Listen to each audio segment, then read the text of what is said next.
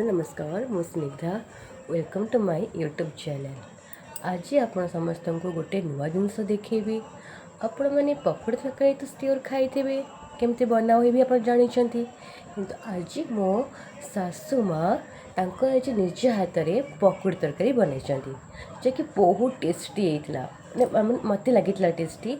so please आपण मैंने video को लास्ट जाए देखु केमती पकड़ तरकारी मो सासू माँ बनई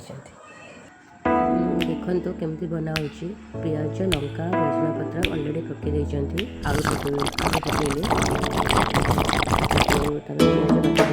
आलू को भी भाजी कड़े से जीरा टे फुटण पकईकी